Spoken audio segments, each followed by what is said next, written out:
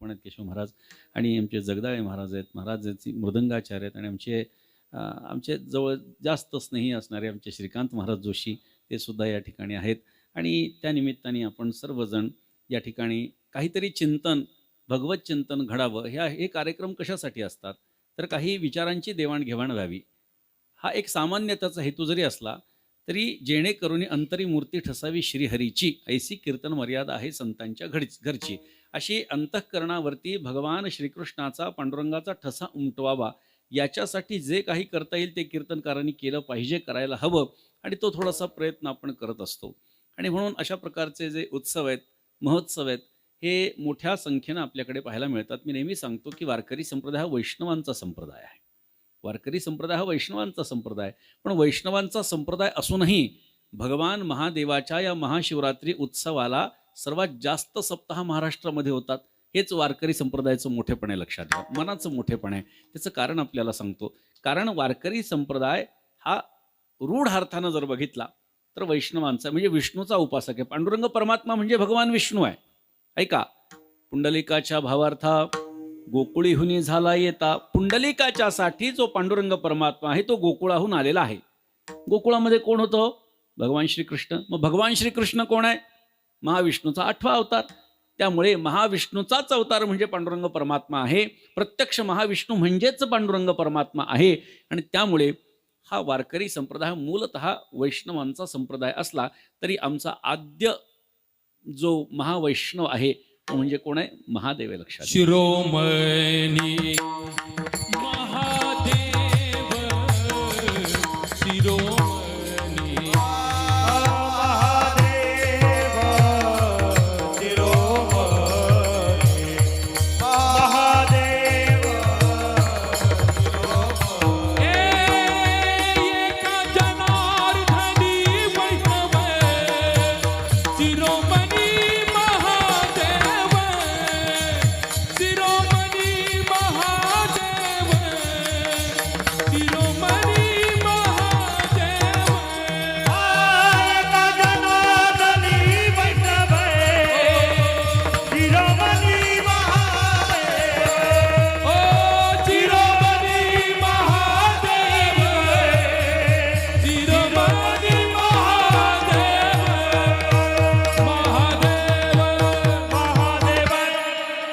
जनार्दनी वैष्णव शिरोमणी महादेव. असं बघितलं तर दंड जो मध्ये आहे त्याच्यावरून असंच म्हणावं लागतं, एका जनार्दनी वैष्णव शिरोमणी महादेव.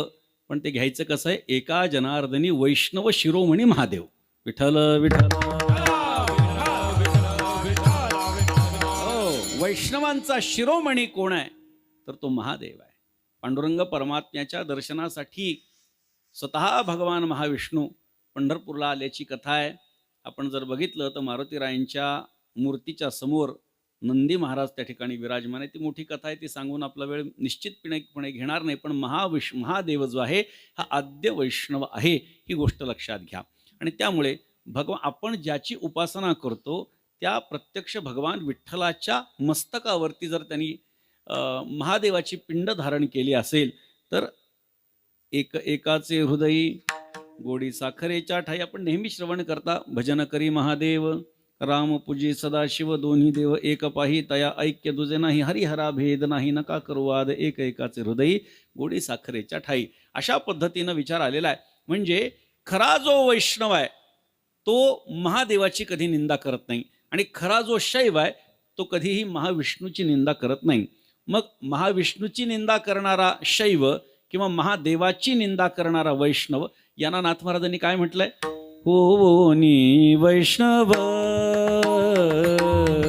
हो नी वैष्णव,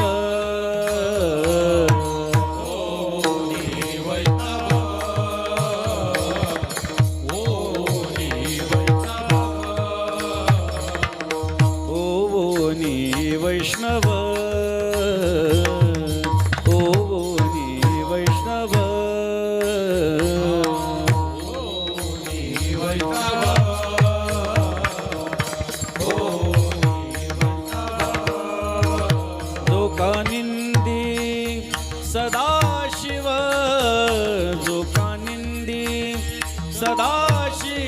सदाशिव त्याचे न पाहावे वदन, त्याचे न पाहावे वदन.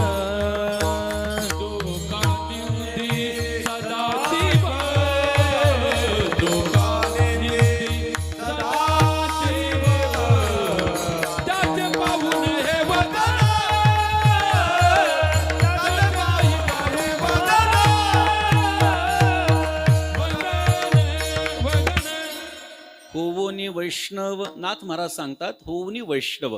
वैष्णव असून जो सदाशिवाची निंदा करतो, होवनी वैष्णव जो का निंदी सदाशिव त्याचे न पहावे वदन, मूर्खाहुनी मूर्खपूर्ण. ही भाषा एकनाथ महाराजांची जर आपण बघितली तर या ठिकाणी विचारांची सुस्पष्टता आपल्याला पाहायला मिळते की तुम्ही वैष्णव असाल म्हणजे तुम्ही शिवाची निंदा करू शकत नाही, आणि हेच उलटही घ्यायचं आहे की तुम्ही शैव असाल तर महाविष्णूची निंदा करू शकत नाही. अर्थात हे शैव उपासकांनी हे खरं तर लिहायला पाहिजे होतं, त्यांनी लिहिलेलं नसेल म्हणून आपण समजून घ्यायचं की नाथ महाराजांना असंही म्हणायचं आहे. कारण संतांच्या वाङ्मयाचा अर्थ कधीही एका बाजूने, संतांच्या वाङ्मयाचा काय कोणतीच गोष्ट कधीही एका बाजूने बघायची नसते, त्याला किमान दोन बाजू असतात बरं का. कोणत्याही गोष्टीला किमान दोन बाजू असतात, ज्याला आपण आजच्या भाषेमध्ये 2D असं म्हणतो नाही का. आणि आता हल्लीच्या काळामध्ये 3D वगैरे जे आपण बोलतो, आता आपण 3Dच्या काळात जरी असलो तरी जगामध्ये आता 6D सुरू झालंय, ही आपण गोष्ट लक्षात ठेवा. त्यामुळे खूप एका गोष्टीला बघण्यासाठी वेगवेगळे मापदंड या जगतामध्ये उपलब्ध झालेली आहेत. त्यामुळे इथे सुद्धा आपण असाच विचार करायचा. एकनाथ महाराज ज्या अर्थी असं म्हणतात त्या अर्थी त्यांना तसंही म्हणायचं आहे असं आपल्याला लक्षात घेता येईल. म्हणून मूर्खाहुनी मूर्खपूर्ण, जो महादेवाची निंदा करतो वैष्णव असून तो मूर्खाहून मूर्ख आहे, अशी नाथ महाराजांची भाषा जर बघितली. विष्णूची भजेला शिव दुरावेला अधपात झाला, दयाने अधपात झाला. विष्णूची भजेला शिव दुरावेला अधपात झाला, दयाने अधपात झाला.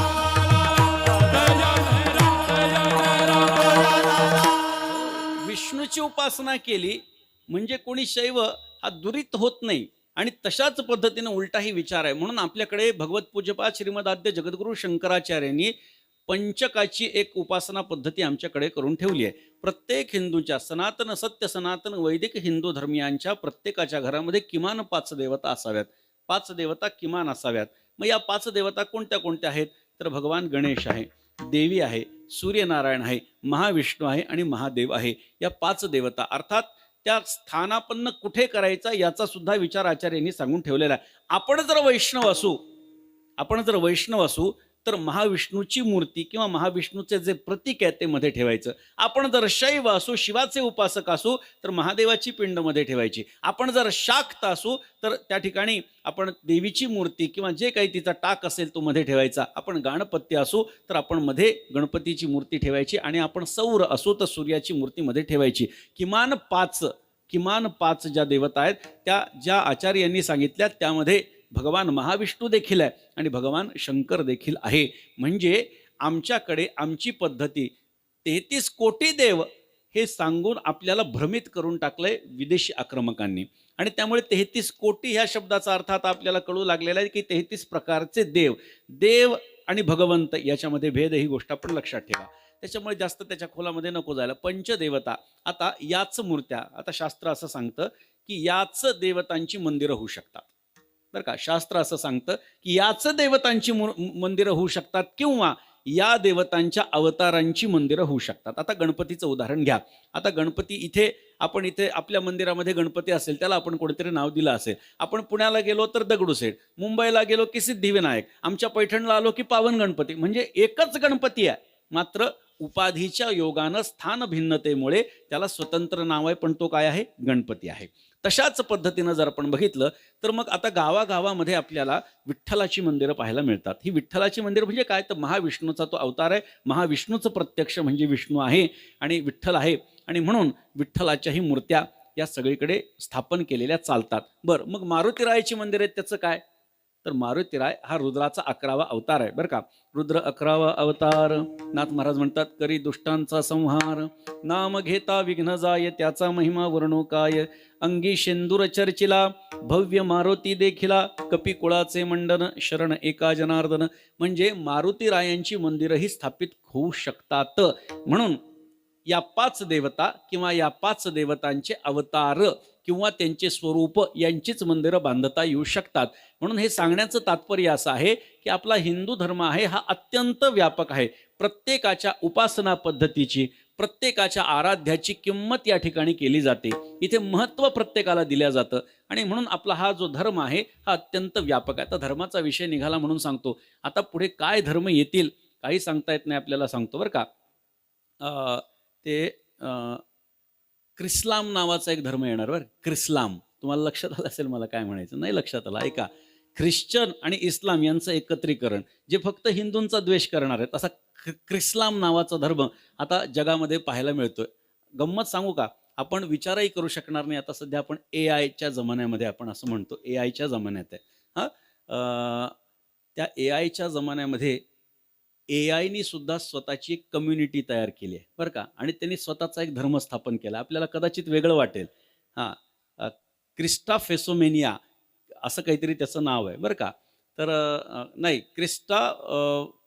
फेसिझम असं त्याचं काहीतरी नाव आहे. तर तो सुद्धा एक धर्म समजला जातोय आज. म्हणजे काय, उद्या चालून काय होईल हे सांगता येत नाही. आपण आपल्या मुळांना पकडून राहिलं पाहिजे. कारण काय होतं, आपण जर आपल्या मुळांना पकडून राहिलं नाही, आपल्यालाच जर आपली परंपरा, आपला धर्म, आपलं कर्म, आपली क्रिया कळाली नाही, तर आपण इतरांना, आपल्या पुढच्या पिढीनं आपण सांगू शकणार नाही. आणि म्हणून खरं तर हे पुढच्या पिढीला म्हणण्याचं तात्पर्य असं आहे की आता सध्या तुम्ही जर सोशल मीडियामध्ये बघितलं तर सध्या सगळीकडे जो सुळसुळाट आपल्याला पाहायला मिळतोय हा ज्योतिषाचार्यांचा पाहायला मिळतोय बरं का. आता सध्या हे 2025 पासून ते 32 पर्यंत हा जो कालखंड आहे हा मोठा विचित्र सांगितलेला आहे. आम्ही जगन्नाथपुरीला काका गेलो होतो. जगन्नाथपुरीला आम्ही काही जण गेलो होतो. तिथल्या महाराजांनी बोलवलं होतं. तर त्या ठिकाणी गेल्यानंतर तिथले जे महाराज, एक काही महापुरुष होऊन गेले, त्यांनी भविष्य मालिका नावाचा एक ग्रंथ लिहिला आहे. त्या भविष्य मालिका नावाच्या ग्रंथाचं त्यांची अपेक्षा अशी होती की त्यांनी भरपूर संप्रदायाची लोक त्या ठिकाणी बोलवले होते. आपल्या महाराष्ट्रातले पण आम्ही काही जण गेलो होतो आणि त्यांची अशी अपेक्षा होती की याचा प्रचार आपण सर्वांनी करावा. तर आम्ही कुतूहलापोटी त्यांना विचारलं की काय नेमकं भविष्य मालिका म्हणजे. आम्हाला असं वाटलं की भविष्य पुराणच आहे, यार इथं भविष्य मालिका. त्यांनी सांगितलं असं नाहीये. भविष्य मालिका म्हणजे आमच्याकडे एक महात्मा होऊन गेले, त्यांनी त्या भाषेमध्ये हे भविष्य लिहून ठेवलंय आणि 2032 पर्यंत कलियुग नष्ट होणार आहे असं सांगितलं आणि सत्ययुगाचा उदय होणार आहे. आता निश्चितपणे तसं जर बघितलं तर आपण आपल्या परंपरेला महत्त्व देणारी मंडळी आहेत. हां, 48,28,000 वर्ष झाल्याशिवाय हे काही बदलणार नाही ही आपली खात्री आहे. पण 5,000 वर्ष काय झालेत, कलियुगाला प्रारंभ होऊन झालेत. मग त्यांना आम्ही प्रश्न केला की 5,000 वर्ष जर कलियुगाला प्रारंभ होऊन झाले आणि तुम्ही म्हणता लगेच या 2032 मध्ये ते संपणार आहे, असं कसं? तर त्यांनी त्याची काही कारणं सांगितली. त्याचा विस्तार करण्याचं आता काही कारण नाही. पण त्यांनी जे सांगितलं ते महत्त्वाचं आहे. त्यांनी असं सांगितलं की जगामध्ये 2032 पर्यंत मोठमोठ्या गोष्टींच्या उलथापालथ होणार आहे. अनेक राज्य उद्ध्वस्त होणार आहेत. अनेक देश हे नष्टप्राय होणार आहेत. आणि हे करत असताना मग कुठला बाह्य पदार्थ आपल्या पृथ्वीवरती आदळणं असेल, सुनामी असेल, भूकंप असेल, विमानांची पडझड असेल, अशा पद्धतीनं अनेक युद्ध असतील, अशा अनेक घटना घडणार आहेत. आणि त्यांनी असं सांगितलं की या घटना घडत असताना जगामध्ये 9 अब्ज लोक सध्याच्या परिस्थितीत आहेत. 9 अब्ज लोक अख्ख्या जगामध्ये व्यापलेले आहेत. त्यांनी सांगितलं 2032 नंतर फक्त 64 करोड लोक शिल्लक राहणार आहेत बरं का. म्हणजे 8.5 अब्ज लोक 2032 पर्यंत मारल्या जाणार आहेत असं त्यांनी सांगितलेलं आहे. खरं तर आम्हाला याच्यावरती विश्वास तसा बसेनासा झाला. कारण म्हणलं एवढं सगळं पृथ्वीची व्यापकता आहे आणि त्याच्यात फक्त 64 कोटी शिल्लक राहणार आहेत, हे कशावरून? तर त्यांनी त्या महापुरुषांनी काही वर्षांपूर्वी लिहून ठेवलेलं ते त्यांनी वाचून दाखवलं आणि ते वाचून दाखवल्याच्या नंतर त्यांनी आधी ज्या घटना घडल्या त्या सुद्धा वाचून दाखवल्या आणि त्याचा हिंदीमध्ये आम्हाला अर्थ सांगितला आणि आम्ही म्हणलो बरोबर. म्हणजे हे ज्या अर्थी यांनी, आणि जुनं लिहिलेलं आपल्याला लक्षात येतं, जुनं लिहून ठेवलंय आणि अशा पद्धतीने होत आहे म्हटल्यावर आम्ही सुद्धा थोडंसं खरं तर सावधान झालो. पण तरी सुद्धा आपलं मन काय होतं, या गोष्टीला मान्य करायला तयार होत नाही. पण ज्या एक घटना घडतात त्या सगळ्या आता आपण पाहतोय. आमच्याकडे ज्योतिष्य हे शास्त्र आहे. मी आपल्या हे धर्मावरून मी थोडंसं बाजूला यासाठी आलो, एक सांगण्याचं तात्पर्य असं आहे. मी त्यांना विचारलं मग हे 64 कोटी कुठले राहणार आहेत? म्हणजे आपण आपली जागा पक्की करून घ्यावी. तर त्यांनी सांगितलं, त्यांची भूमिका अशी आहे की जे त्रिकाल संध्या करणार आहेत, त्रिकाल संध्या जे करणार आहेत, त्यांचं म्हणणं की तेवढेच 64 कोटी लोक शिल्लक राहतात. मी त्यांना म्हणलं, महाराज जी, हमारे यहाँ एक काल भी संध्या करने की वानवा है.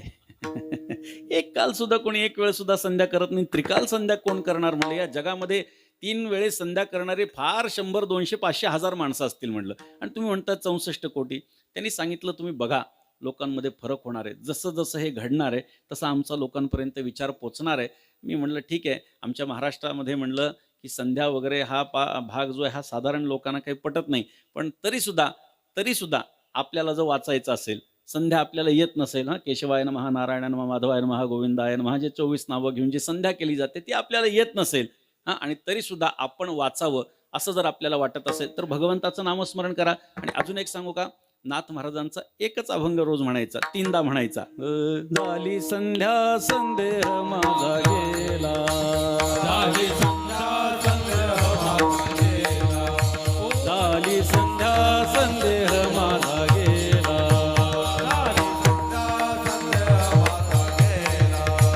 आत्माराम हृदयी प्रगटला.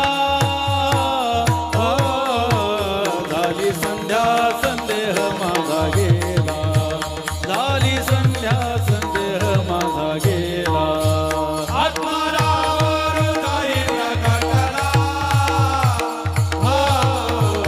झाली संध्या संध्या माझा गेला. झाली संध्या संध्या माझा गेला. झाली संध्या संदेह माझा गेला, आत्माराम हृदय प्रगटला. हा अभंग जरी आपण 3 वेळा सकाळ दुपार संध्याकाळ म्हणला तरी त्रिकाल संध्या झाल्यासारखी आपली आपली जागा आहे. आपण काय करा, फिक्स करून घ्या. असो, भाग जाऊ द्या, थोडंसं आपण बाजूला झालो, पण कधी कधी असं वाटतं की आपल्याला जर एखादी गोष्ट माहिती असेल तर आपण लोकांना सांगावी.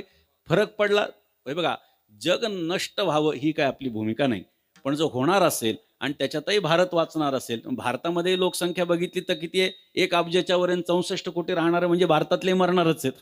त्याच्यात आपला नंबर लागू नये असं वाटत असेल तर नाम घ्या, विठ्ठल विठ्ठल.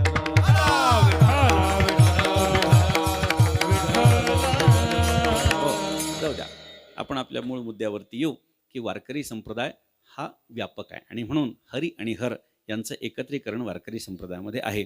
मग हा अभंग इथे घेण्याचं तात्पर्य काय आहे, तर इथे देवाची आवड सांगितलेली आहे. आता देवाची आवड म्हणजे कोणाची आवड, तर देवाची आवड असा विचार जेव्हा डोळ्यासमोर येतो तेव्हा आपल्या डोळ्यासमोर परमात्म्याचे काही स्वरूप आपल्या डोळ्यासमोर येतात. एक निर्गुण निराकार स्वरूप आहे, एक सगुण साकार स्वरूप आहे, एक सगुण निराकार स्वरूप आहे आणि एक निर्गुण साकार स्वरूप आहे. असे परमात्म्याचे 4 रूप सांगण्यात आलेले आहेत. पण सामान्यपणे लोकांना निर्गुण निराकार आणि सगुण साकार हे 2 रूप माहिती असतात. निर्गुण निराकार म्हणजे काय, तर नाही रूप वर्ण गुण जेथ आनंद अद्वय नित्य निरामय जे का निजध्येय योगियांचे, हे काय आहे, परमात्म्याचं निर्गुण स्वरूप आहे. म्हणजे त्याच्या ठिकाणी काही हालचाल नाही, त्याच्या ठिकाणी काही स्वभाव नाही, त्याच्या ठिकाणी काही आवड नाही, अशा पद्धतीचं परमात्म्याचं स्वरूप आहे, ज्याला निर्गुण निराकार असं स्वरूप म्हणतात. या निर्गुणाच्या ठिकाणी कोणत्याही प्रकारची आवड संभवत नाही. निर्गुण जेव्हा असतो तेव्हा त्याच्या ठिकाणी कोणतीही आवड संभवत नाही. आणि दुसरा प्रकार जो महत्त्वाचा सांगितला गेला तो सगुण साकार परमात्म्याचा आहे. म्हणजे सगुण साकार म्हणजे काय, तर आम्ही त्याला स्पर्श करू शकतो, आम्ही त्याच्या पायावर डोकं ठेवू शकतो, आम्ही त्याची पूजा करू शकतो, आम्ही त्याला शृंगार करू शकतो, आम्ही त्याची आरती करू शकतो, चर्मचक्षुनं आम्ही त्याला पाहू शकतो. हे सगुण साकार देवतेचं रूप आहे, भगवंताचं ते रूप आहे. मग निर्गुण निराकार आणि सगुण साकार असे परमात्म्याचे 2 रूप आहेत. लक्षणं सुद्धा 2 सांगितलेले बरं का, एक स्वरूप लक्षण आणि एक तटस्थ लक्षण, अशी 2 लक्षणं शास्त्रामध्ये सांगितलेले आहेत. स्वरूप लक्षण म्हणजे काय, स्वरूपम सत्व्यावर्तकत्वम तत्स्वरूप लक्षणम म्हणजे समुद्र आहे, समुद्रामध्ये लाटा उसळतात, त्याचा फेस तयार होतो, हे सगळं काय आहे, हे पाणीच आहे, हे स्वरूप लक्षणाचं लक्षण सांगितलेलं आहे. तसं तटस्थ लक्षण म्हणजे काय, तर कदाचिकत्वे सती व्यावर्तकत्वम तत्तटस्थ लक्षणम म्हणजे लक्षणानं लक्षाच्या ठिकाणी काही काळ असणं आणि काही काळ नसणं, हे त्या गोष्टीचं काय आहे, तटस्थ लक्षण आहे. मी नेहमी सांगतो, आपला पांडुरंग परमात्मा 28 युगांपासून उभा आहे, बरोबर. 28 युगे झाली 28 किंवा युगे 28 विटेवरी उभा, असे अनेक प्रमाण आपल्याला देता येतील की पांडुरंग परमात्मा 28 युगांपासून विटेवरती विराजमान आहे. मी आपल्याला आधी एक गोष्ट सांगितली, त्याची पुन्हा आठवण आपल्याला करून देतो की कोणतीही गोष्ट कधीही एका बाजूनी बघायची नसती, कारण ती एकासाठी अशी आणि दुसऱ्यासाठी तशी असते. ही गोष्ट आपण कायम ज्याला सापेक्ष असं आपण म्हणू शकतो, कारण ती सापेक्ष आहे. कोणतीही गोष्ट ही सापेक्ष असते. तसं 28 युगांपासून तो परमात्मा, पांडुरंग परमात्मा विटेवरती उभा आहे. याचाच दुसरा अर्थ असा होतो की 28 युगांच्या आधी तो नव्हता. बरोबर आहे. 28 युगांपासून उभा आहे, हे वाक्य जेव्हा समोर येतं त्याचाच दुसरा अर्थ असा असतो की 28 युगांपूर्वी तो तिथे नव्हता. म्हणजे मंडपामध्ये तो एकदा येऊन गेला, या शब्दाचा अर्थ काय? पुन्हा कधी आला नाही. बरोबर. म्हणजे असं आपण लक्षात घेतलं पाहिजे. तसं तटस्थ लक्षण म्हणजे काय? कदाचिकत्वे सती व्यावर्तकत्वम तत्तटस्थ लक्षणम. लक्षणानं लक्षाच्या ठिकाणी काही काळ असणं आणि काही काळ नसणं. 28 युगांपूर्वी तो आला, मान्य आहे. 500 वर्षांपूर्वी पुन्हा हम्पीला गेला, अनागोंदीला गेला. मग एकनाथ महाराजांचे पणजोबा भानुदास महाराजांनी पुन्हा त्याला पंढरपुरामध्ये आणून स्थापित केलं. नंतर पुन्हा तालुक्यामध्ये तिथे कुठेतरी 2 वेळा गेला संरक्षणार्थ, जे काही असेल. म्हणजे तो कधी आहे आणि कधी नाही. लक्षणानं लक्षाच्या ठिकाणी कधी असणं आणि कधी नसणं हे त्याचं तटस्थ लक्षण आहे. याच्यासाठी वेदांत शास्त्रामध्ये एक दृष्टांत दिलेला. एक माणूस गावामध्ये आला आणि गावामध्ये ते ओटा असतात की नाही, पार वगैरे म्हणतात बघा, तिथे बिनकामाची लोक बसलेली असतात. बरं का, बिनकामाची लोक बसतात. खरं तर सांगू का, बिनकामाची असं म्हणता येणार नाही, कारण जगतामधली प्रत्येक गोष्ट ही कामाची आहे. भगवंतानं अशी एकही गोष्ट निर्माण केली नाही की जिचा उपयोग नाही. कदाचित तिचा उपयोग आपल्याला समजत नसेल, कदाचित त्या गोष्टीचा उपयोग आपल्याला समजत नसेल, पण उपयोगाची नाही अशी जगातली एकही गोष्ट नाही. कारण उपयोगाची नाही असं म्हणलं तर आपण भगवंताच्या कल्पकतेवर प्रश्नचिन्ह निर्माण करतोय. ज्या अर्थी त्यांनी निर्माण केलंय त्या अर्थी त्याचं काहीतरी कार्य आहे, ही गोष्ट लक्षात घे. अगदी अगदी एखादा डास सुद्धा उपयोगाचा आहे. डास सुद्धा उपयोगाचा आहे. तुम्ही म्हणाल डासाचा काय उपयोग आहे? अहो, तो चावतो आपल्याला, बरं का, तो चावतो. आपण आजारी पडतो, डॉक्टरांकडे जातो, डॉक्टरांचंही भागतं, मेडिकलवाल्याचंही भागतं. हा डासाचा उपयोग आहे. पटतंय का बघा? नसेल पटत तर पुन्हा सांगा मला. जगातली एक आपल्याला कळत नसेल, तुम्ही एखादी गोष्ट माझ्यासमोर आणाल आणि म्हणाल याचा काय उपयोग आहे, मला कळत नसेल, मी अगदी स्पष्टपणे सांगेल. पण जगतामध्ये अशी एकही गोष्ट नाही की जिचा उपयोग नाही. ज्या अर्थी भगवंतानी केली त्या अर्थी तिचा उपयोग आहे. ही माणसं ओट्यावरती बसलेली आणि देवदत्त नावाचा मित्र त्याच्या गावामध्ये होता. त्या लोकांना विचारलं त्यांनी, अहो देवदत्त कुठे राहतो? आता सगळे देवदत्ताला ओळखत होते. ते लांब त्याचं घर, तिथे बरेच घरं होते, आणि त्यांनी सांगितलं ते काय तिथे राहतो म्हणले देवदत्त. आता त्यांनी बघितलं तिथे भरपूर घरं म्हटल्यानंतर, अहो तिथे भरपूर घरं आहेत, त्यातलं नेमकं देवदत्ताचं घर कोणतं आहे? तर त्यांनी सांगितलं काकवत देवदत्त गृहम. ज्या घरावरती कावळा बसलेला आहे ते देवदत्तचं घर. ऐका, लक्षणानं लक्षाच्या ठिकाणी. लक्षण काय आहे? कावळा बसणं हे लक्षण आहे. लक्ष काय आहे? देवदत्तचं घर. लक्षणानं लक्षाच्या ठिकाणी काही काळ असणं आणि काही काळ नसणं हे त्याचं तटस्थ लक्षण आहे. आता हा निघाला, आता तो कावळाच एका घरावरून उठला आणि दुसऱ्या घरावर जाऊन बसला. आता काय झालं? ज्या घरावर कावळा बसला हे देवदत्तचं घर हे लक्षण सिद्ध होत नाही. म्हणजे तो कावळा कधी त्या घरावर आहे किंवा कधी तो नाही, हे त्याचं काय आहे? तटस्थ लक्षण आहे. म्हणून देवाचं लक्षण करत असताना, परमात्म्याचं लक्षण करत असताना मुख्यतः 2 पद्धतीनं केलं जातं. एक स्वरूप लक्षण आहे आणि दुसरं तटस्थ लक्षण आहे. मग आता या 2 लक्षणांचा विचार करा. मग आता एकनाथ महाराज या ठिकाणी देवाची आवड आपल्याला सांगतात. देवाची आवड एकनाथ महाराज सांगतात म्हटल्यानंतर एक गोष्ट स्पष्ट झाली की जेव्हा तो निर्गुण स्वरूपामध्ये असतो तेव्हा ना त्याला काही स्वभाव आहे ना त्याला काही आवड आहे. मग ज्या अर्थी एकनाथ महाराज देवाची आवड सांगतात त्या अर्थी त्या मूर्त रूपातल्या परमात्म्याची, त्या अवतरित झालेल्या परमात्म्याची, म्हणजे तो निर्गुणातला जेव्हा मायेचा अंगीकार करतो आणि गणपती होतो तेव्हा त्याला मोदक आवडतो. तो मायेचा अंगीकार करतो आणि श्रीकृष्ण होतो तेव्हा लोणी आवडतो. तो मायेचा अंगीकार करतो आणि देवी होतो त्याला रोडगा आवडतो. म्हणजे काय? सगुणाच्या ठिकाणी आवड निवड शक्य आहे, सगुणाच्या ठिकाणी स्वभाव शक्य आहे, पण निर्गुणाच्या ठिकाणी कोणत्याही पद्धतीची हालचाल नसते आणि कुठल्याही पद्धतीचं दिसणंही नसतं आणि वागणंही नसतं.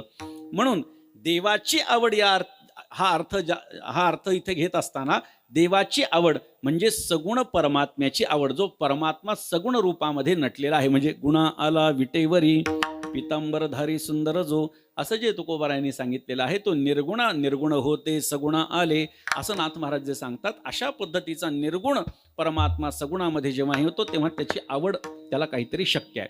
म्हणजे काय, एक गोष्ट स्पष्ट झाली की इथे एकनाथ महाराजांनी देवाची आवड सांगितली, म्हणजे सगुण असणाऱ्या देवाची आवड सांगितली. आता सगुण तर भरपूर देव आहेत, सगुण देव तर भरपूर आहेत, मग त्यातल्या नेमक्या कोणत्या देवाची, हा एक उपप्रश्न त्याच्यातून निर्माण होतो. मग या उपप्रश्नाचं उत्तर काय आहे, एक उत्तर लक्षात घ्या, सार्वत्रिक उत्तर आहे.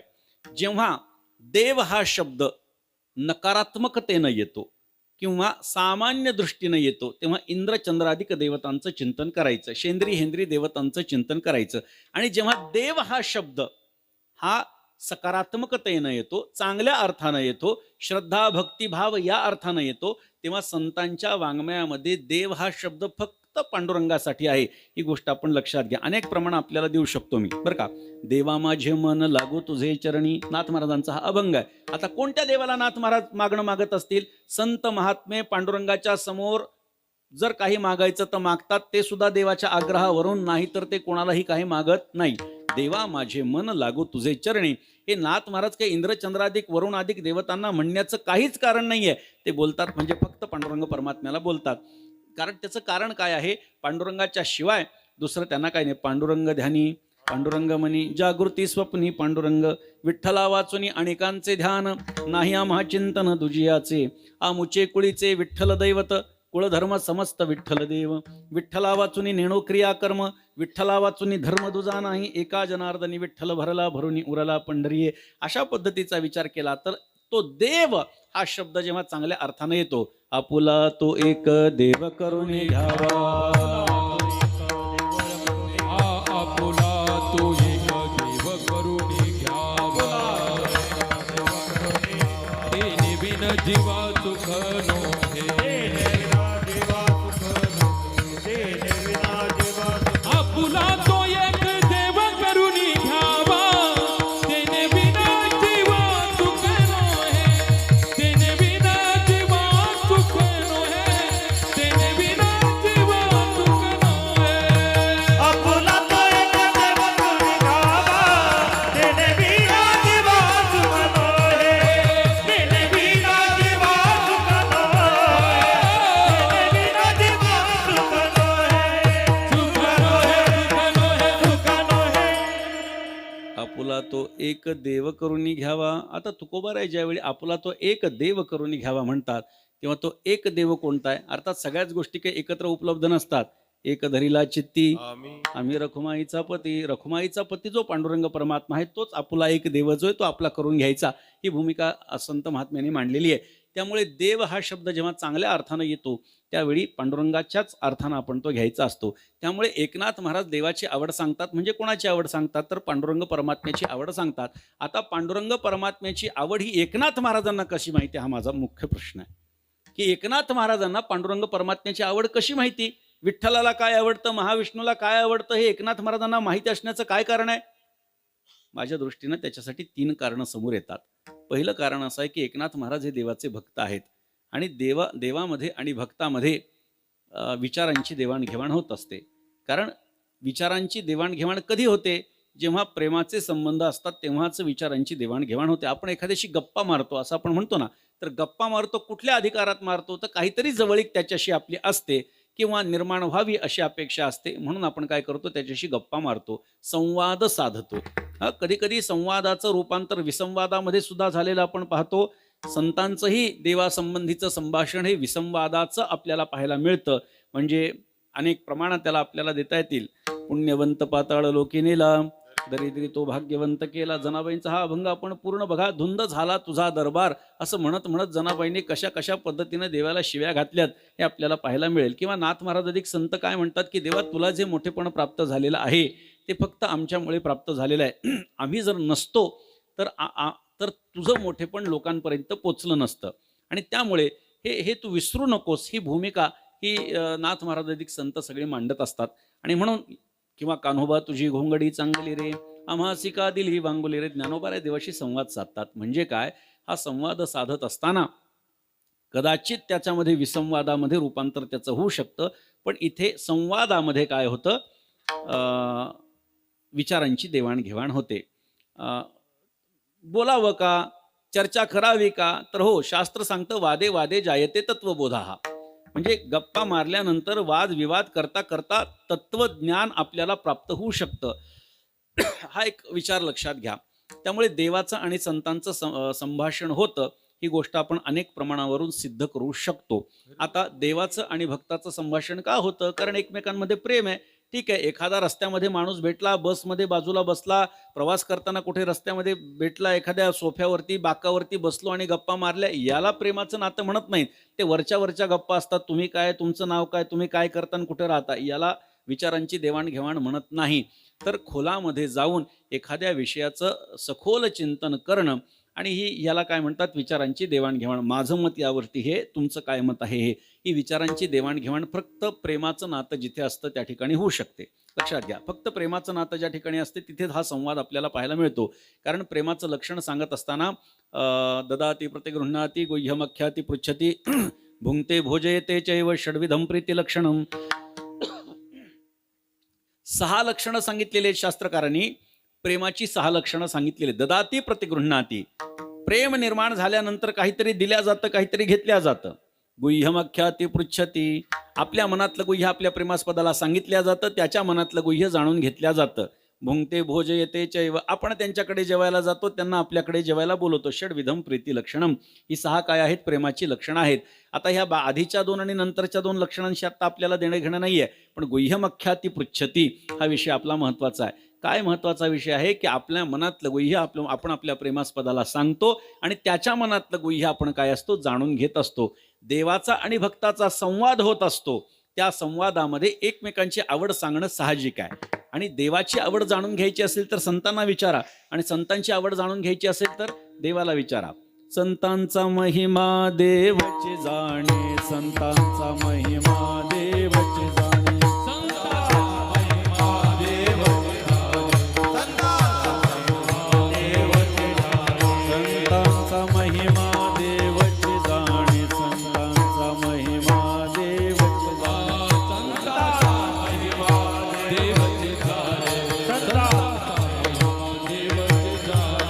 देवाची गोडी संतासी पुसणे, देवाची गोडी संतासी पुसणे. ऐशी आवडी एकमेका, ऐशी आवडी एकमेका, आईची आवडी एकमेका, आईची आवडी एकमेका. ऐशी आवडी एकमेका, ऐशी आवडी एकमेका, ऐशी आवडी एकमेका, ऐशी आवडी एकमेका. संतांचा महिमा देवाची जाणे, देवाची गोडी संतांसी पुसणे. ऐसी आवडी एकमेका, परस्परे नोहे सुटेका. एकनाथ महाराज देवाचे भक्त आहेत, म्हणून एकनाथ महाराज देवाची आवड सांगू शकतात, हे पहिलं कारण आहे. एकनाथ महाराजांनी देवाची आवड का सांगावी? इतर संतांनी काही फार विस्तृत प्रमाणामध्ये देवाला हे आवडतं, ते आवडतं, ते आवडतं असं एका अभंगामध्ये सांगितलेलं दिसत नाही. मग उत्तर असं आहे की एकनाथ महाराज देवाचे भक्त आहेत, म्हणून एकनाथ महाराज देवाची आवड सांगू शकतात. मग याला प्रतिवाद असा येऊ शकतो की एकनाथ महाराज देवाचे भक्त आहेत आणि बाकीचे काय देवाचे भक्त नाहीत काय? बरोबर आहे, काही चूक नाही. मग त्याच्यासाठी दुसरं उत्तर असं आहे की एकनाथ महाराज हे देवाचे भक्त आहेत म्हणून तर ते देवाची आवड सांगू शकतात, हे बरोबर आहे. पण एकनाथ महाराज हे स्वतः महाविष्णू आहेत म्हणून ते महाविष्णूची आवड सांगू शकतात, नाही का? एकनाथ महाराज स्वतः काय, प्रत्यक्ष परब्रह्म भानुदासाचे कुळी स्वये वनमाळी अवतरले. निळोबारायनाथ महाराजांचं वर्णन करताना म्हणतात की प्रत्यक्ष परब्रह्म भानुदासाचे कुळी स्वये वनमाळी. वनमाळी म्हणजे कोण? भगवान महाविष्णू. वनमाळी हे नाव फक्त भगवान महाविष्णूला आहे. स्वये वनमाळी अवतरले. किंवा नाथ महाराजांच्या शिष्य परंपरेमध्ये कृष्णदयाळू महाराजांनी नाथ महाराजांच्या वरती 10 श्लोक रचलेले आहेत. भरपूर लिखाण आहे, पण हे 10 श्लोक चरित्राच्या दृष्टीनं पण महत्वाचे आहेत. त्यांनी त्याच्यात एकनाथ महाराजांचं स्वरूप सांगितलेलं आहे. सप्रेमयुक्त घडली गुरुभक्तिसाची, झाली कृपा सफल साध्य जनार्दनाची. ब्रह्मैव बोध समता निज निर्विकारी, श्री एकनाथ विबुधा भरणावतारी. श्री एकनाथ विबुधा भरण अवतारी हे जे चरण आहे हे सगळ्या श्लोकांमध्ये सारखं यत पुण्य कीर्ती सरिता कलिदोषनाशी यत संप्रदाय परमामृत दे जनासी जो का वरे जडमुढा भजने चितारी श्री एकनाथ विबुधा भरणावतारी. हे काय एकनाथ विबुधा भरणावतारी तर ऐका. श्री एकनाथ विबुध अभरण अवतारी. आपल्याला त्याची फोड करावी लागते, त्याचा विग्रह करावा लागतो. काय विग्रह आहे? श्री एकनाथ विबुधा भरणावतारीचं काय करायचं? श्री एकनाथ म्हणजे एकनाथ महाराज काय? विबुध म्हणजे देव, आभरण म्हणजे त्याचं आभूषण असलेला भगवान महाविष्णू आणि त्याचे अवतार आहेत. श्री एकनाथ विबुध अभरण अवतारी म्हणजे एकनाथ महाराज भगवान महाविष्णूचे अवतार आहेत. भानुदासाचे कुळी महाविष्णूचा अवतार, क्षेत्र प्रतिष्ठान वसती गोदावरी तीर, गोदावरी तीर, भानुदासाचे कुळी महाविष्णूचा क्षेत्र प्रतिष्ठान वसती गोदावरी तीर, शेष प्रतिष्ठानवती गोदावरी तीर. भानुदासाचे कुळी महाविष्णूचा अवतार. एकनाथ महाराज हे महाविष्णूचे अवतार आहेत. त्यामुळे महाविष्णूला जर काय स्वतःला आवडतं ते सांगता येणार नाही तर कोणाला सांगता येईल? म्हणजे माझी आवड जेवढी मी सांगू शकेन तेवढी तुम्ही सांगू शकणार नाही, आणि तुमची आवड जेवढी तुम्ही सांगू शकाल तेवढी मी सांगू शकणार नाही. म्हणजे एकनाथ महाराज देवाचे भक्त आहेत आणि देव आणि भक्तामध्ये प्रेमाचं नातं आहे, विचारांची देवाणघेवाण होते. म्हणून एकनाथ महाराजांना देवाची आवड ही माहीत असू शकते. याला प्रतिवाद केला की बाकीचेही नाथ महाराज सोडून बाकीचे काय देवाचे भक्त नाहीत का? तर बरोबर आहे, देवाचे भक्त आहेत.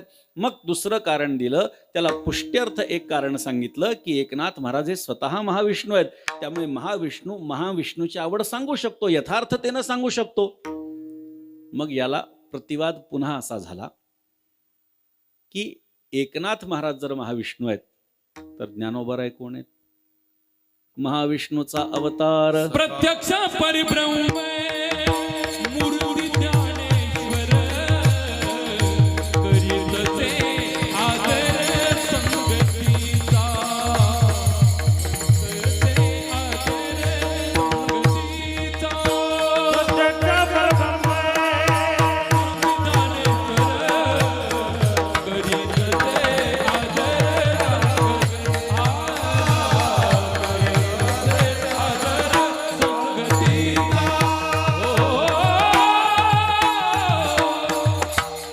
महाविष्णूचा विचार करतोय. महाविष्णूच्या संबंधानं हे एक प्रमाण जे दिलेलं आहे की ज्ञानोबा काय आहेत? महाविष्णूचे अवतार. महाविष्णूचा अवतार सखा माझा ज्ञानेश्वर. ज्ञानोबा हे महाविष्णूचे अवतार आहेत बरं का.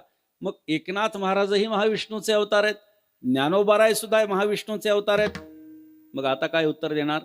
तर त्याला उत्तर असं आहे की ज्याचा एखाद्याशी बहुत कालपर्यंत संबंध संपर्क येतो तो त्याची आवड सांगू शकतो. ज्ञानोबारायांच्याकडे परमात्मा राबला असं आपल्याला पाहायला सापडत नाही, पण एकनाथ महाराजांच्याकडे 36 वर्ष राबला. मग 36 वर्ष जर एकनाथ महाराजांची आणि देवाची संगती घडली असेल, एकनाथ महाराजांच्या संगतीत देव आणि देवाच्या संगतीमध्ये एकनाथ महाराज हे जर 36 वर्ष राहिलेले असतील तर त्यांना एकमेकांची आवड कळणार नाही का? तर निश्चितपणे कळणार आहे. द्वारकेची मूर्ती एकनाथा घरी, पाणी वाहे हरी कावडीने, कावडीने पाणी जागरी, चक्र पाणी वाहे, अनन्य भक्ती भावे निरावंदिताचे पाये, अनन्य भक्ती भावे निरावंदिताचे पाये.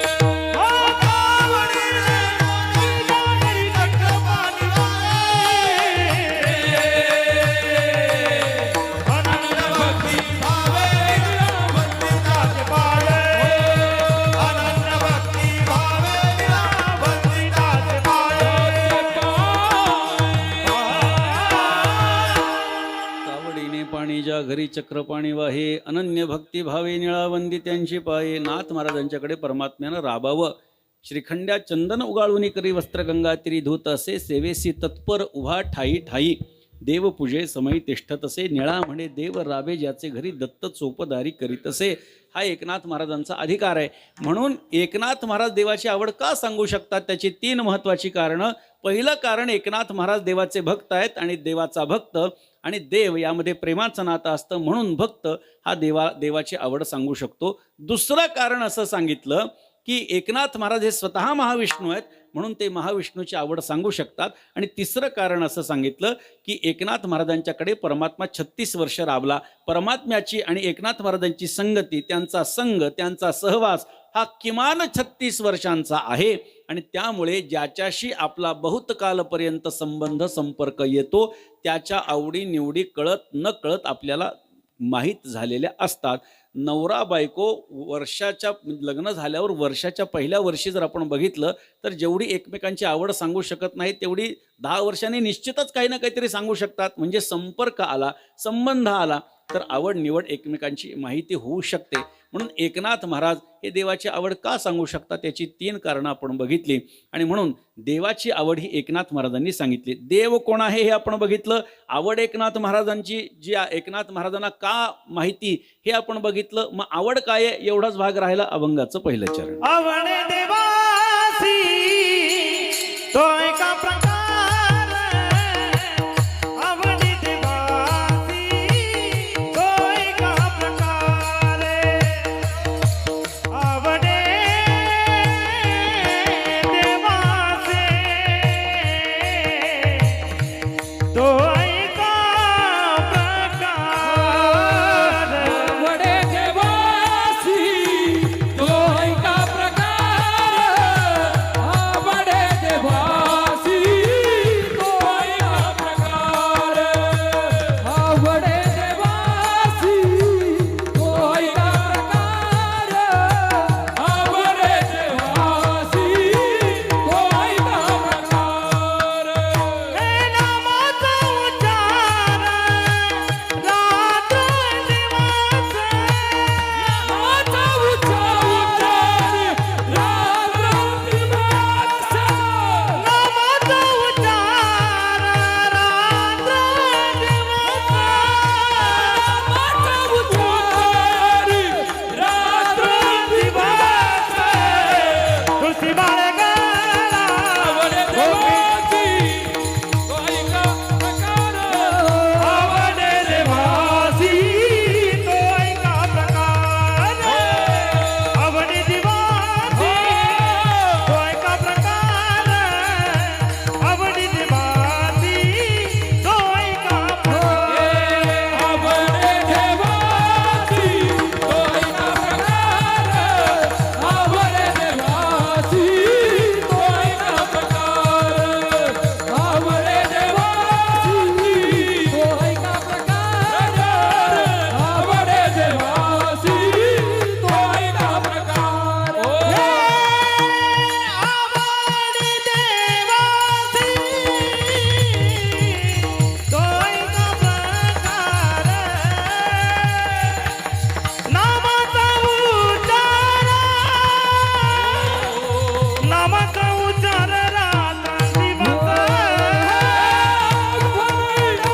देवासी तो एका प्रकार, नामाचा उच्चार, नामाचा उच्चार रात्र दिवस, हे रात्र दिवस. आवडे देवासी तो ऐका प्रकार. देवाला काय गोष्ट आवडते, कोणता प्रकार आवडतो हे मी तुम्हाला सांगत आहे, ऐका. इकडं लक्ष द्या. तुम्ही नाही, तुम्ही तुमच्या कामात राहा. नाथ महाराज म्हणतात तिकडं लक्ष द्या. ऐका, बघा, इकडे लक्ष द्या. हे कधी म्हटलं जातं, जेव्हा एखादी महत्त्वाची गोष्ट सांगायची असते. शाळेमध्ये शिक्षक काय म्हणतात, बघा इकडे लक्ष द्या, मी महत्त्वाचं प्रमेय सांगतोय, सिद्धांत सांगतो. म्हणजे एखादी महत्त्वाची गोष्ट सांगायची असेल तर इकडं लक्ष द्या, ऐका, अशी म्हणण्याची पद्धत आहे. ज्ञानोबारायांचं एक अनेक ठिकाणी ज्ञानोबारायांनी सांगितलं, तरी अवधान ऐकले दिजे, मग सर्व सुखासी पात्र होईजे, हे प्रतिज्ञोत्तर माझे उघडाय का. परिप्रौढीनं बोले होजी, तुम्हा सर्वज्ञांचा समाजी द्यावे अवधान ही माझी विनवणी सलगीची. तुम्ही माझ्याकडे लक्ष द्या ही तुमच्या चरणी विनम्र प्रार्थना करतो. हे ज्ञानोबाराय सुद्धा बोलतात. म्हणजे संतांची बोलण्याची पद्धत आहे. एखादी महत्त्वाची गोष्ट जर आपल्याला सांगायची असेल तर तुम्ही इकडं बघा, लक्ष द्या, अशी म्हणण्याची संतांची एक पद्धत आहे. तसंच एकनाथ महाराजांनी आपल्याला सांगितलं देवाला काय प्रकार आवडतो हे मी तुम्हाला सांगणार आहे, ऐका. आवडे देवासी तो ऐका. आता ऐका या एका सर्वनामावरून किंवा या कुठल्या तरी विशेषणावरून आपल्याला काय कळतं आहे की हा एकाला केलेला उपदेश नाही. ऐक म्हटलेलं नाही, ऐका म्हटलं म्हणजे एकापेक्षा जास्त लोकांना केलेला हा उपदेश आहे. हा उपदेश आहे. देवाला काय आवडतं हे कोणाला सांगायचं? हां, तर जो देवाला मानतो त्या सगळ्यांना सांगायला हरकत नाही. काही गोष्टी अशा असतात त्या कोणालाच सांगायच्या नाहीत, काही गोष्टी कोणाला सांगाव्यात, कोणाला सांगू नयेत, काही गोष्टी सगळ्यांना सांगाव्यात. सगळ्यांना सांगता येण्यासारखा काय आहे? परमार्थ आहे.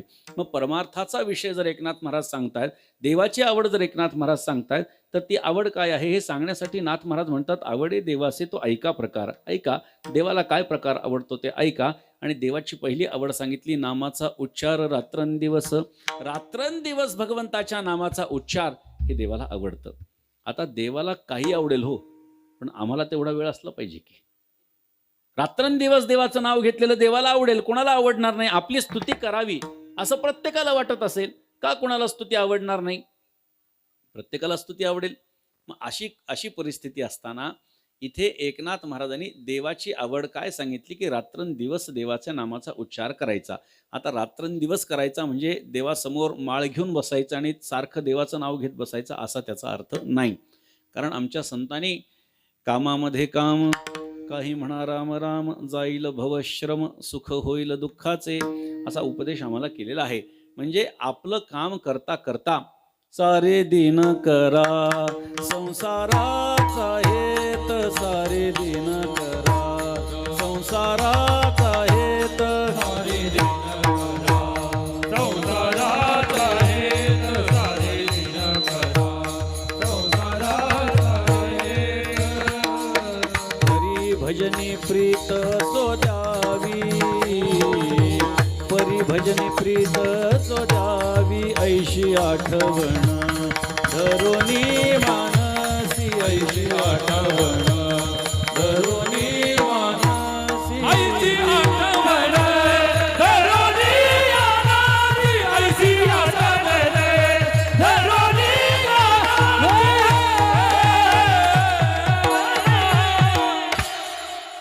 सारे दिन करा संसाराचा हेत, अखंड संसारामध्ये राहा, परी भजनी प्रीत असो द्यावी, पण भगवंताच्या नामाच्या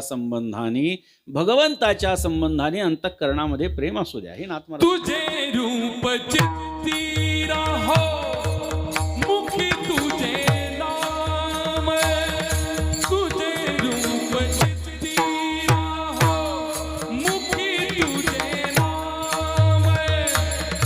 देह प्रपंचाचा दास, देह प्रपंचाचा दास, सुखे करो काम, सुखे करो काम.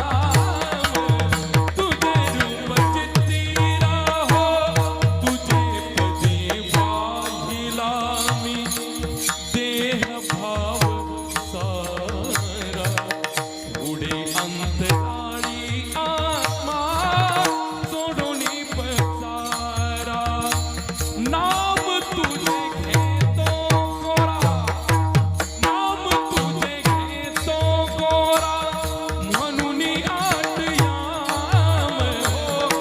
देह प्रपंचाचा दास, देह प्रपंचाचा दास, तुझे करो काम, तुझे करो काम. तुझे रूप चित्ती राहो, पांडुरंग पांडुरंग पांडुरंग पांडुरंग पांडुरंग पांडुरंग पांडुरंग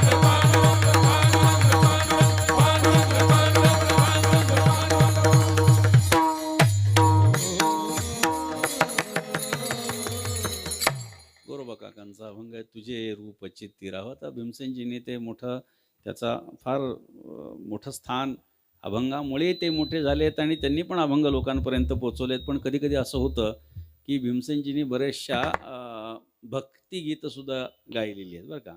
आता आळंदीच्या संबंधाने जे एक आहे ते भक्तिगीत आहे, ते काही अभंग नाही, पण त्यांनी गायल्यामुळे त्याला अभंग लोकांना वाटतो तो अभंग आहे नाही का. कुठला बरेचसे असे काही त्यांनी गायलेली रचना आहेत. असो, परमात्म्याचं नामस्मरण आमच्या अंतःकरणात अखंड असावं. हां, आमच्या अंतःकरणामध्ये दुसरा विषय नसावा. विषय येतो त्यांचा झाला नारायण, नावडे जनधन माता पिता. आणि म्हणून सातत्यानं परमात्म्याचं नामस्मरण. सातत्यानं म्हणजे कसं, आम्ही कोणतीही क्रिया करत असो, ती क्रिया करत असताना देवाचं नाव घ्यावं. शिंक आली, देवाचं नाव घ्या. खोकला आला, देवाचं नाव घ्या. आता जांभई येते, प्रत्येकाला येते जांभई. हां, कीर्तनात बसल्या बसल्या बऱ्याच जणांना येते. मग ते वेडेवाकडे आवाज काढल्यापेक्षा हरी हरी म्हणा की. हां, हरी बोला देता, हरी बोला घेता, हसता खेळता हरी बोला, हरी बोला गाता, हरी बोला खाता, सर्व कार्य करता हरी बोला, हरी बोला एकांती, हरी बोला लोकांती, देह त्यागांती हरी बोला, हरी बोला भांडता, हरी बोला कांडता, उठता बैसता हरी बोला, हरी बोला जनी, हरी बोला विजनी, एका जनार्दनी हरी बोला. कोणतीही क्रिया करत असताना आपल्या मुखातून भगवंताचं नाम आलं पाहिजे. रामकृष्ण हरी कोणतंही नाव घ्या, देवाचं नाव आपल्याकडनं आलं पाहिजे. आणि म्हणून देवाचं नाव सातत्यानं आम्हाला घ्यायला सांगितलेलं आहे. आणि म्हणून देवाची आवड सांगत असताना काय सांगतात की नामाचा उच्चार रात्रंदिवस घ्यायला. ठीक आहे, आम्हाला रात्रंदिवस घेता येत नसेल, रात्रंदिवस घेता येत नसेल, मग जिथे जिथे म्हणून परमार्थ आहे, जिथे जिथे भक्तीचा काही संबंध आहे, निदान तिथे तरी घ्यायला काय हरकत आहे. जसं कीर्तनामध्ये विठ्ठल विठ्ठल म्हणा, टाळी वाजवा असं सांगून सुद्धा सगळेच जण करतात का? बरेच जण हे सांगून सुद्धा तोंडाकडे पाहत राहतात. हे विशेष आहे बरं का. तोंडाकडे पाहत राहतात. त्यांना काही कारण काय असतं, काही लोकांना असं वाटतं हे जे सगळं चालू आहे हा उपदेश आपल्यासाठी नाही, हा बाकीच्यांसाठी आहे. हा फार गैरसमज लोकांना झालेला की आपल्यासाठी नाहीच आहे हा विषय असं वाटत असतं. आणि आपल्यासाठी संत महात्मे सांगतात. वारीला जाताना तरी काय, वारीला जाताना तरी देवाचं नाव सातत्यानं गात जागा, गात जागा, गात जागा,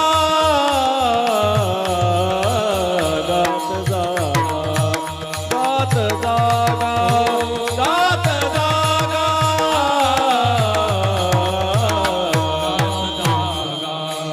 गात जागा, गात जागा,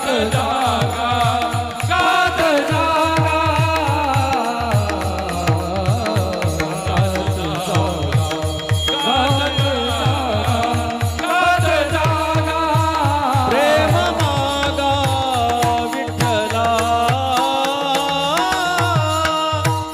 प्रेम मागा विठ्ठला, विठ्ठला गात जागा, गात जागा, गात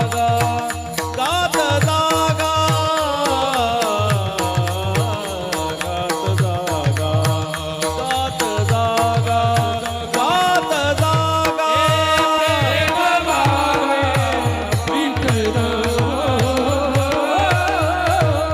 प्रेम मागो विठ्ठला, गात जागा, गात जागा, गात जागा, गात जागा, गात जागा, गात जागा,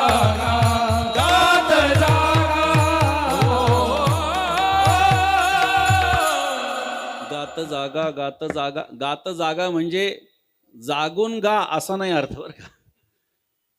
लक्षात आलं. गात जागा ही तुकाराम महाराजांची भाषा काय, बाबांनो गात जा, हा असा त्याचा अर्थ आहे. पण ते आम्हाला कळत नाही. आम्ही रात्रभर जागून गातो, अर्थाचा अनर्थ हा या ठिकाणी होत असतो. म्हणून गात. पण पालखीच्या रस्त्याने सुद्धा काही सगळेच जण देवाचं नाव घेऊन चालतात का हो? अहो, पालखीच्या रस्त्याने जेवढा संसार चालतो तेवढा संसारातही चालत नाही बरं का. आम्ही असं नाथ महाराजांच्या काही बऱ्याच वर्षांपूर्वीची गोष्ट आहे. नाथ महाराजांच्या पालखीवर आता प्रत्येक ठिकाणी पालखी जेव्हा निघते त्याच्या आधी काही जण मंडळी काय करतात, ज्यांचं जेवण वगैरे झालं ते पुढे जाऊन थोडंसं झाडाखाली वगैरे आराम करत बसतात. तसं आम्ही एका झाडाखाली आराम करत बसलो. जेव्हा मोबाईल नवीन आले होते म्हणण्यापेक्षा त्याचे टॉवर मिळत नव्हते बऱ्याच ठिकाणी खेड्यापाड्यात. आमचा नाथ महाराजांचा पालखीचा रस्ता हा खेड्यापाड्यातून जास्त 3 तालुके लागतात, बाकी कुठलंही मोठं शहर लागत नाही. जाताना येताना 1-2 तालुके लागतात तेवढंच. मग रस्त्यामध्ये कुठंतरी ते आपलं झाडाखाली बसलं, थोडं टेकाड वगैरे खाली खड्ड टेकाड असं असं तर ते एकाचं ती काडी आली, आली आली आली म्हणला. बरं, घरी फोन लावला. सत्यपरी घडलेली घटना सांगतो बरं का. त्याचा फोन आता कुतूहल, काडी ती आली की बस म्हणजे अजून काय पुण्य फळले बहुता दिवसा. झालं, फोन लावला, घरी फोन लावला. हां, कसं काय चालू आहे आता. ते जेव्हा पूर्वी फोन आले तेव्हा लोकांना असं वाटायचं की लांब राहणारा असला तर जास्त जोरात बोलावं लागतं. विदेशात बोलायचं असेल तर ते फार अजून तार सप्तकामध्ये काय चाललंय काय नाही असं ते आपलं जोरजोरात बोलू लागले. हां, काय चाललंय, असं आहे, कसं चालू आहे, आमचं सगळं ठीक चालू आहे, प्रवास व्यवस्थित चालू आहे. हां, चिन्मयला मुलगा झाला का मुलगी? तिकडून काय सांगितलं असेल मुलगा झाला. हां, मी म्हणलं होतं मुलगा होणार आहे म्हणून त्याला. तर झालं, ठीक आहे, फोन ठेवला. आता आम्ही म्हणलं आता यांचा कोणतरी चिन्मय, त्याला मुलगा झाला म्हणजे आता काहीतरी आनंदाची गोष्ट आहे वगैरे वगैरे अशा गप्पा झाल्या. त्यांना म्हणलं चला पुढच्या गावात गेलं की पेढे. ते म्हणे कशाचे पेढे? म्हटलं ते मुलगा झाला ना कोणाला तरी. नाही नाही म्हणले, सिरियल मधल्या चिन्मयला मुलगा झाला असं म्हणलं होतं. काय आपण काय करतोय, कुठे जातोय, काहीतरी भान असलं पाहिजे. गात जागा प्रेम मागा विठ्ठला, हे कुठं हे कुठं. अंतरी संसार भक्ती बायकार, अंतरी संसार भक्ती बायकार, मनोनी अंतरे तुझे पायी,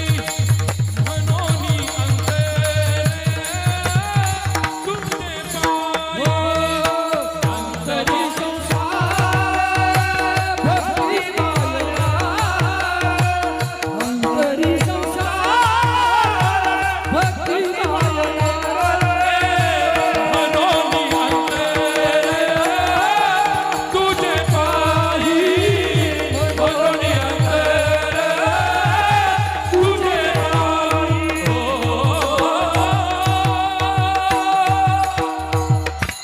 अंतरी अंतरी संसार भक्तिबाई ह्या कार हीच परिस्थिती आहे. नाथ महाराजांचा एक फार सुंदर अभंग आहे. काय तुवा केले जाऊन या तीर्था, विषया सर्वथा भुललासी, मनीची ती पापे नाही धोविली, वृत्ती हे लाविली संसारीच. आपण तीर्थयात्रेला जातो तिथे सुद्धा हीच गडबड. नाथ महाराज म्हणतात लवकर करी प्रदक्षिणा, उशीर झाला असे भोजना. आता जेवायला गेला का देवासाठी गेला, पण माणसाचा स्वभाव आहे की जिथे जाईल तिथे संसाराच्या गोष्टी करायच्या. आणि म्हणून या संसाराच्या गोष्टी अपेक्षित नाही आहे. मुखाचा व्यापार काय आहे? नामाचा उच्चार हा मुखाचा व्यापार आहे. आणि जर नामाचा उच्चार आमच्या मुखातून केला नाही, नामाविण मुख सर्पाचे ते बिळ, जिव्हा नव्हे काळ सर्पा आहे. भगवंताचं नाम जर का आमच्या मुखातून येत नसेल तर ते मुख म्हणजे सर्पाच्या राहण्याचं बिळ आहे. आणि त्याच्यामध्ये असणारी जिवा ही जिवा नसून तो काळ सर्प आहे. मग आपल्या जिवेला काळ सर्प म्हणून घ्यायचा नसेल, आपल्या मुखाला जर का सर्पाच्या राहण्याचं बिळ म्हणून घ्यायचं नसेल, तर आपल्या मुखातून भगवंताचं नाम आलं पाहिजे. परमार्थाचे घर नाममुखी अशी संतांची अवस्था असते. त्यांचं मुख म्हणजे परमार्थाच्या राहण्याचं घर झालेलं असतं. ही भूमिका आपण लक्षात घ्या. आणि सामान्यपणे आपल्याला कीर्तनाच्या ठिकाणी गेल्यानंतरही जर देवाचं नाव मुखामधून येत नसेल, उपयोग नाही. पण काळजी करू नका, तुमच्या भाग्यात नाही म्हणून मुखातून ते नाम येत नाही बरं का. जन्मोजन्मीची संपत्ती जरी असेल आयती गाठी, नाथ महाराज म्हणतात तरी जिव्हाग्री नाम येईल श्रीरामाची. जन्मोजन्मीची पुण्यसंपत्ती आपल्याकडे नसेल तर कोणी किती जरी सांगितलं तरी काय आहे, आपल्याकडून ते होणार नाही. ना अनंत जन्मीचे सुकृत पदरी, त्याचे मुखिहारी बैठा होय, त्याचे मुखिहारी. सुकृत पदरी, त्याचे मुखिहारी, बैठा होय, त्याचे मुखिहारी. बैठा होय, बैठा होय, बैठा होय. अनंत जन्मीचे सुकृत पदरी, त्याचे मुखी हरी पैठा होय. हरिमुखामध्ये कधी येणार आहे? जेव्हा अनंत जन्माचं सुकृत त्याच्याकडे असणार आहे. त्यामुळे किती जरी आपल्याला म्हणा देवाचं नाव घ्या सांगितलं तरी म्हणणं हे तुमच्या हातात आहे. ते का मोठ्या शहनाई वादकाची कथा सांगतात. बरं का, सत्य असत्य माहीत नाही, नावानिशी सांगतात पण नको नाव घ्यायला. ते मोठी चांगली सनई वाजवायची. आता नाहीत ते. आणि त्यांची अशी अपेक्षा असायची की माझ्या मुलाला सुद्धा सनई वाजवता आली पाहिजे. मी जशी वाजवतो तशी माझ्या मुलाला सनई आली पाहिजे. बरं, त्या मुलाला काही त्याचं काही गंध नाही, त्याला काही त्याच्यामध्ये रस नाही. बापाला वाटायचं यांनी सनई वाजवावी, मुलाला वाटायचं की मला याच्याशी काही देणं घेणं नाही. मग बापाने काय केलं, एकदा बळजबरी त्याला पकडलं. 2 हात दोघांनी, 2 पाय दोघांनी पकडले, तोंडात सनई खोचली. त्यांनी सांगितलं, तुम्ही माझ्या तोंडात जरी सनई टाकली तरी वाजवणं माझ्या हातात आहे. लक्षात आलं का? फुंकणं कोणाच्या हातात आहे? त्याच्या हात फुंकल्याशिवाय वाजणार आहे का ती? म्हणजे किती जरी संतांनी सांगितलं, वाजत असे बोंब कोणी नाही कती. याच्यामध्ये आपली हानी आहे, पण हे लक्षात येत नाही कोणाला. संत महात्मे उपदेश करत असतात, मेघवृष्टीनं ऐका अशी अपेक्षा आहे त्यांची, पण आम्ही त्याच्याकडे दुर्लक्ष करतो आणि नुकसान स्वतःचं करून घेतो. म्हणून भगवंताचं नाम हे भगवंताला घेतलेलं आवडतं. मी आपल्याला सांगितलं, कोणाला स्वतःची स्तुती आवडत नाही. तुम्ही बघा, पुराणांतरी असं सांगितलं गेलंय. समजा शिवपुराण असलं की त्या शिवपुराणामध्ये काय सांगितलं जातं की अमुक अमुक राक्षसाने आक्रमण केलं, मग महाविष्णू, ब्रह्मदेव असे सगळे देव मिळून शंकराकडे गेले. बरं, विष्णू पुराण असेल, इतर पुराण असतील तर काय म्हणते, शंकर आणि ब्रह्मदेव आणि सगळे देव मिळून महाविष्णूकडे गेले. आता त्याच्यामध्ये सुद्धा कोण कोणाकडे खरं गेलं की नाही गेलं हा भाग सोडून द्या. त्या त्या देवतेचं महत्त्व प्रतिपादन करण्याच्यासाठी या गोष्टी अपेक्षित असतात. त्याच्यामध्ये ते महादेव गेले, महाविष्णू गेले न गेले हा मुद्दाच गौण आहे. पण संकटातून तारण्यासाठी अमुक एक देवता हे सांगण्याचं त्याचं तात्पर्य असतं. पण लोक काय म्हणतात, इथं सांगतात हे महत्वाचे आणि तिथं सांगतात कोणतं महत्वाचं. हेही खरं आहे तेही खरं आहे. विठ्ठल विठ्ठल.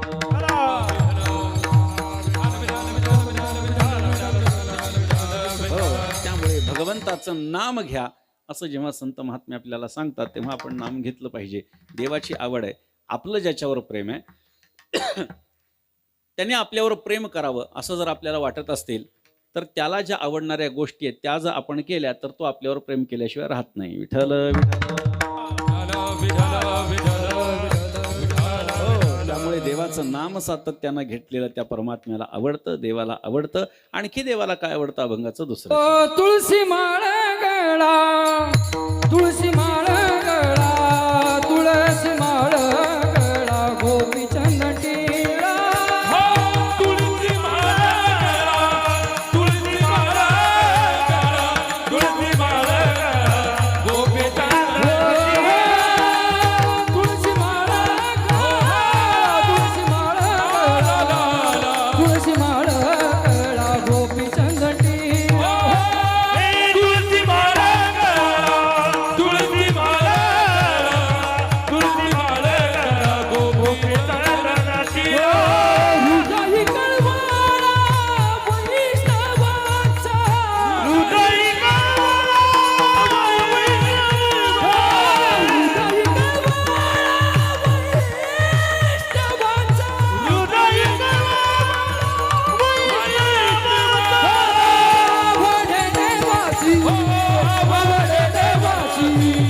आवडे देवासी तो एका प्रकार. आवडे देवासी तो एका प्रकार. तुळशीमाळ गळा गोपीचंदन टिळा, हृदय कळवळा वैष्णवांचा. पहिलं चरण हे याचं ध्रुपद यासाठी आहे. कोणत्या अभंगाचं ध्रुवपद पहिलं चरण असतं आणि कोणत्या अभंगाचं दुसरं चरण ध्रुवपद असतं हे लक्षात घ्या. जेव्हा सर्वसामान्य विषय एखादा मांडणी त्याची होत असते तेव्हा दुसरं चरण हे त्याचं ध्रुवपद असतं. पण पहिल्या चरणामध्ये जर खाली काय सांगणार आहोत याचा मथळा दिलेला असेल पहिल्या चरणात तर पहिलं चरण जे असतं ते त्या अभंगाचं ध्रुवपद असतं. आवडे देवासी तो ऐका प्रकार. देवाला काय आवडत आहे हे मी तुम्हाला सांगणार आहे, ते तुम्ही ऐका असं जर नाथ महाराज म्हणतात तर काय काय सांगणार आहे हे खाली आहे. म्हणून पहिलं चरण त्याचं काय ध्रुवपद आहे. तुळशी माळ गळा गोपीचंदन टिळा, गळ्यामध्ये तुळशीची माळ घालणं हे प्रत्येक वैष्णवाचं आद्य कर्तव्य आहे. जसं गळ्यामध्ये तुळशीची माळ घालणं हे प्रत्येक वैष्णवाचं आद्य कर्तव्य आहे. तसंच गोपीचंदनाचा टिळा लावून हे देखील वैष्णवांचं आद्य कर्तव्य आहे. पण पाळल्या जातं का? नाही पाळल्या जात. गळ्यामध्ये माळा इथे बसलेल्यांच्या अर्ध्या अधिक लोकांच्या गळ्यात माळा असते, पण ज्यांच्या गळ्यात माळा आहेत त्यांच्या कपाळाला गोपीचंदनाचा टिळा आहे का सांगा बरं? थोडी स्पष्ट भूमिका आहे, पण सत्य आहे. गळ्यामध्ये तुळशीची माळ म्हणजे आपण वारकरी झालो असं आपल्याला वाटत असेल, पण कपाळाला गोपीचंदनाचाही टिळा हवा ही गोष्ट लक्षात घ्या. आत्ता आत्ता आलेला, लोकांच्या समोर आलेला इस्कॉन सारखा संप्रदाय त्याच्या गंधामुळे ओळखला जातो. आपल्याकडे एखाद्याच्या गळ्यात माळ जरी असली तरी तो वारकरी आहे की नाही कळत नाही. का कळत नाही? कपाळाला आम्ही काही लावत नाही. एक सनातन वैदिक हिंदू धर्मीय म्हणून आमच्या मस्तकावरती टिळा असावाच आणि शेंडी असावी. प्रत्येक हिंदू धर्मियाच्या कपाळावरती गंध निश्चित असावं, शेंडी देखील प्रत्येकाची असावी. ठीक आहे, पण त्यातही आपण हिंदू धर्मातल्या एका मोठ्या भक्तिपंथाचे पाईक आहोत, वारकरी संप्रदायाचे पाईक आहोत. मग का लाजायचं? जर लाजायचं असेल तर संप्रदायामध्ये राहू नका. राहू नका तुम्ही म्हणाल, हे तुम्हाला कोणी अधिकार दिला संप्रदायात राहू नका, नाही का? जेना घालती तुळशी माळा, जेना घालती तुळशी माळा,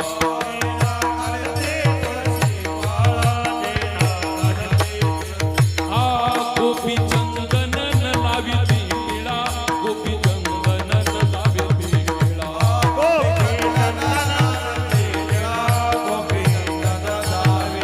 हा शरण रिगती गोपाळा, शरण रिगती गोपाळा, हे त्या तांडाळा अनावे, त्या तांडाळा, त्या तांडाळा अनावे, अनुनी घाला नरक कुंडी, अनुनी घाला नरक कुंडी, अनुनी घाला नरक कुंडी, अनुनी घाला नरक कुंडी, अनुनी घाला नरक कुंडी, अनुनी घाला नरक कुंडी, अनुनी घाला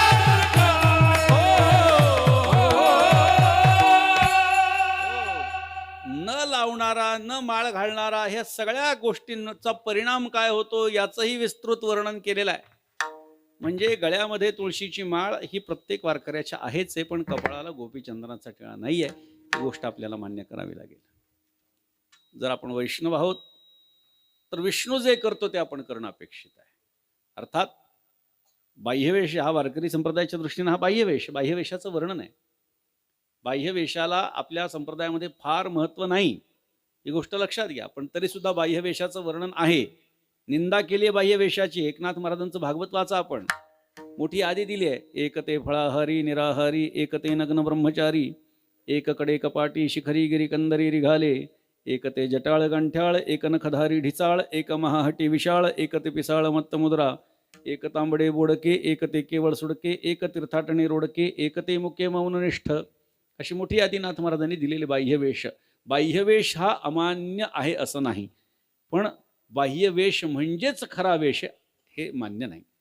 अंतरंग आणि बहिरंग साधनं, याच्यामध्ये हे बहिरंग साधन आहेत. गळ्या गोपीचंदन उटी, तुळशीच्या माळा, हार मिरविती गळार, याचं वर्णन आहेच आहे आमच्याकडे, पण हेच सर्वस्व आहे असं नाही. हृदय कळवळा वैष्णवांचा, याची पुष्टी नाथ महाराजांनी जोडली. वैष्णवांच्या संबंधानं अंतःकरणामध्ये कळवळा निर्माण व्हावा हा एक महत्त्वाचा भाग सांगितला आहे. पण गळ्यामध्ये तुळशीची माळ आहे, कपाळाला गोपीचंदनाच्या टिळ्याने माझा आक्षेप आहे.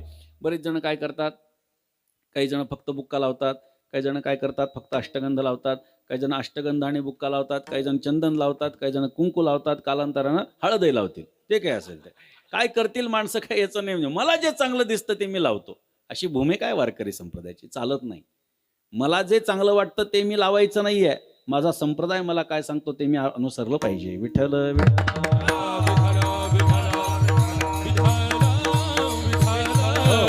आणि त्यामुळे गळ्यामध्ये तुळशीची माळ किंवा अतिप्रिय आवडे तुळशी बुक्का असं वर्णन आहे. म्हणून आम्ही तुळशीची माळ घालतो, पण कपाळाला गोपीचंदनाचा टिळा हा प्रत्येकानं लावायला हवा. असो, तुळशी माळ गळा, गोपीचंदन टिळा, हृदय कळवळा वैष्णवांचा, आषाढी कार्तिकी पंढरीची वारी, साधन निर्धारी आन नाही. आपल्याकडे वारी म्हणजे मीडियामध्ये, सोशल मीडियामध्ये पंढरीचीच वारी समजली जाते, पण असं नाही आहे.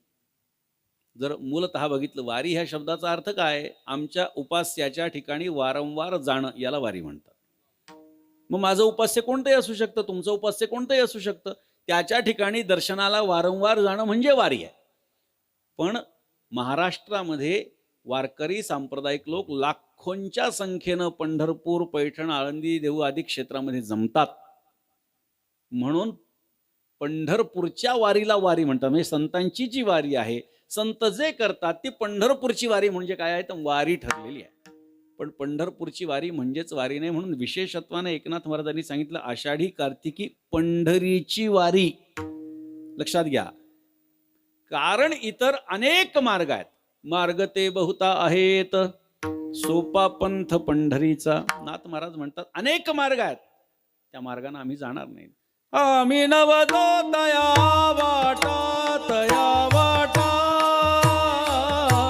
आम्ही नवदो तया वाटा, तया वाटा,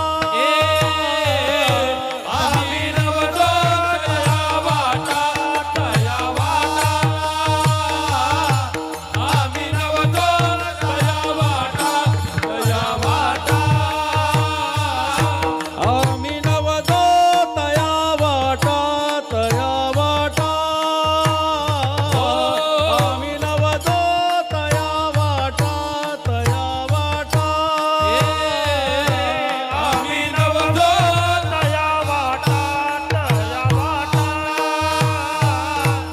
आम्ही नवदो तया वाटा, तया वाटा.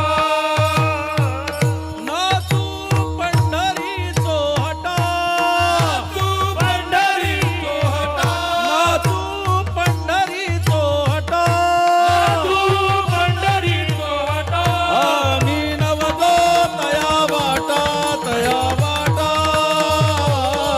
आम्ही नवदो तया वाटा, तया वाटा,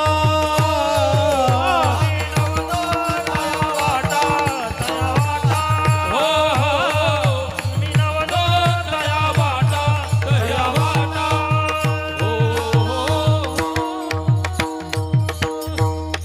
आम्ही नवजो तया वाटा, नाचू पंढरी चोहटा. अनेक वाट आहेत, पण त्या अनेक वाटाने आम्ही जाणार नाही. फक्त पंढरीची वाट आमच्यासाठी महत्वाची आहे. आणि म्हणून तेणेची पंथे चालो जाता, ही पंढरीची वाट जी आहे ती संतांनी आम्हाला दाखवली आणि त्याच वाटेनं आम्ही जातो आहोत. महाजनो येन गतस्स पंथा, मोठी माणसं ज्या मार्गाने जातात त्याच मार्गाने लहान माणसांनी जायचं असतं. आणि म्हणून नाथ महाराजांनी सांगितलं, आषाढी कार्तिकी पंढरीची वारी, साधन निर्धारी आन नाही. निर्धारानं सांगतो की दुसरं कोणतंही साधन करण्याची गरज नाही. एका जनार्दनी ऐसा ज्याचा नेम. मुखामध्ये भगवंताचं नाम, गळ्यामध्ये तुळशीची माळ, कपाळाला गोपीचंदनाचा टिळा, वैष्णवांच्या विषयी अंतःकरणामध्ये कळवळा. आषाढी आणि कार्तिकी पंढरपूरची वारी हा नित्य नेम, एका जनार्दनी ऐसा ज्याचा नेम. तो देवा परमपूज्य जगी, तो देवाच्या दृष्टीनेही उच्च स्थानावरती असतो आणि सामान्य लोकांच्या दृष्टीनेही उच्च स्थानावरती तो पोचत असतो. म्हणून भगवंताची आवड नाथ महाराजांनी यासाठी सांगितली की ती आवड जर आपण धारण केली तर परमात्म्याला देखील आपण आवडू शकतो. यथामती अभंगाचं चिंतन झालं. संप्रदायाच्या नियमाप्रमाणे भजन करा. विठोबा रखुमाई